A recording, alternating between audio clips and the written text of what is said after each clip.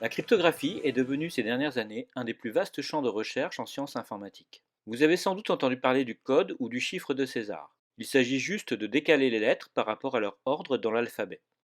Mais les archéologues ont découvert en Irak une tablette d'argile du XVIe siècle avant JC, où un artisan avait chiffré sa recette de poterie en supprimant les consonnes et en modifiant l'orthographe des mots. Léon Battista Alberti aurait pour sa part inventé trois concepts majeurs au XVe siècle: la théorie de la cryptanalyse, la substitution polyalphabétique et le code de chiffrement. Bien plus proche de nous, le film Imitation Game raconte l'utilisation d'une machine électromécanique par l'anglais Alan Turing et ses collègues pendant la Seconde Guerre mondiale. Avec l'aide d'analyses mathématiques franco-polonaises, ils sont parvenus à décrypter les messages allemands écrits avec l'aide de la machine Enigma. Celle-ci existait en fait depuis 1919. C'est dans la seconde moitié du XXe siècle que Claude Shannon a développé la théorie mathématique de la cryptographie. Depuis, l'apparition et le perfectionnement des premiers ordinateurs ont été à la fois la cause et le support du développement de toute la cryptologie moderne. C'est devenu le fondement indispensable au numérique actuel, notamment la transmission d'informations confidentielles par Internet, à commencer par vos données médicales, les transactions bancaires, la connexion sécurisée à vos différents sites web, la protection de votre vie privée. Toutes données qui peuvent parfois être mises à mal autant par les États que les multinationales ou même de simples pirates. En introduction à ce vaste champ de recherche, je vais vous présenter une petite expérience d'informatique débranchée à faire en groupe dans votre classe. Réunissons un certain nombre d'élèves, par exemple 8, autour d'une table. Chacun a obtenu une note plus ou moins bonne au dernier contrôle de maths. On leur propose de se débrouiller entre eux pour qu'ils calculent la moyenne de leurs notes, sans qu'aucun d'entre eux ne révèle sa note à aucun autre. Ils ont tout à fait le droit d'utiliser du papier. Non, pas celui-là. Il est devenu trop cher avec la pénurie. Donc, du papier et un crayon. Il est fort probable que, comme n'importe quel adulte normalement constitué, il soit plutôt abasourdi par une telle demande et qu'il propose plutôt de demander au prof de maths qui connaît toutes les notes et a déjà sans doute calculé cette moyenne. Hélas, il n'est pas disponible. Je suis parti chercher l'âge du capitaine. Oh bah ça alors. Nous allons donc proposer le protocole suivant. Un premier élève pense à un nombre à trois chiffres, soit un chiffre de plus qu'une note entre 0 et 20. Il fait la somme de ce nombre et de sa note. 157 plus 9 égale 166. Et l'écrit sur un petit papier qu'il passe à sa voisine sans le montrer aux autres. Celle-ci regarde le papier et, sur un nouveau petit papier, fait le total de ce nombre et de sa propre note. 166 plus 14 égale 180 et je brûle le papier. Elle passe son papier à son voisin et continue de même, 180 plus 16, 196. Party time! etc., 196 plus 12 égale 208. Médor, à table! etc., 208 plus 10, 218. Déchirer en petits morceaux, ça me détend. etc., 218 plus 42 égale 260. Tiens, rieuse, attrape. etc., 260 plus 17 égale 200. 60, 17, comme ça se prononce. Magie!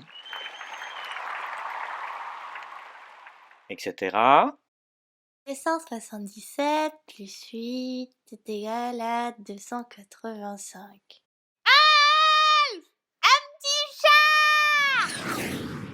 jusqu'au retour au premier élève. Celui-ci retranche au résultat le nombre qu'il avait choisi au départ, divise par 8 le nombre d'élèves, et trouve donc une moyenne de 16.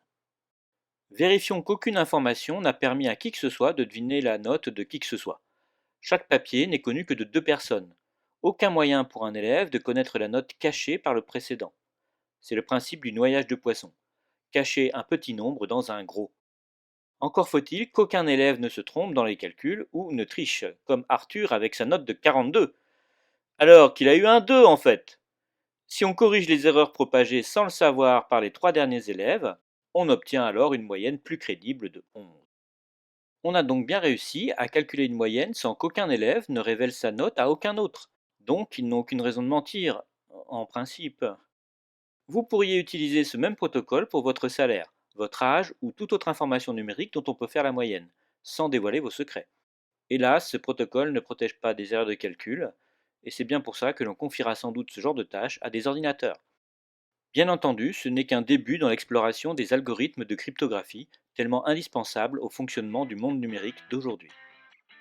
À bientôt!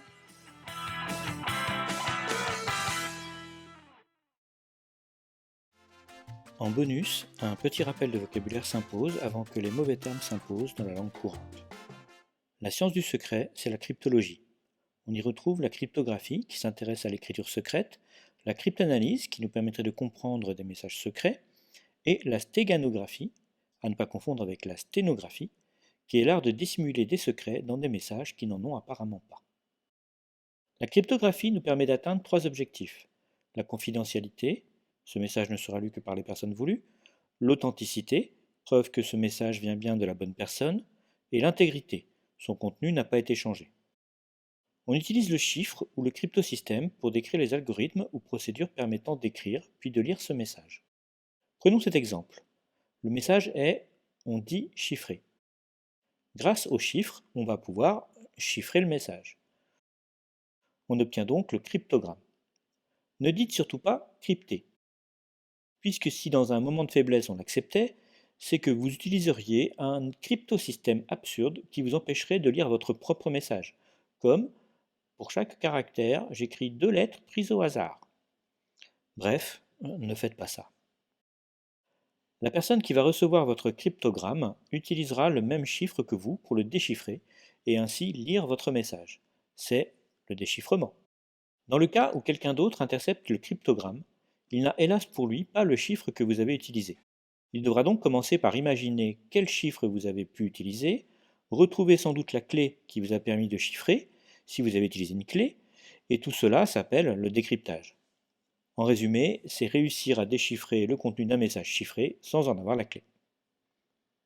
En dernier lieu, n'utilisez pas les mots encrypté ou décrypté, qui sont des anglicismes alors qu'on a déjà des mots correspondants, et moins ambigus en plus. N'utilisez pas chiffrage, c'est le terme réservé au calcul des montants d'argent concernant un projet par exemple, et n'utilisez pas non plus coder, encoder, décoder, code, codec. Coder est déjà assez maltraité comme ça quand on le confond avec programmer. Les 3 n'ont pas de rapport avec le fait d'être secret. C'est juste la conversion ou traduction d'une information d'un format à un autre. En conclusion, utilisez habilement chiffrer, déchiffrer, chiffrement et décrypter. 4 mots, vous devriez pouvoir vous en sortir.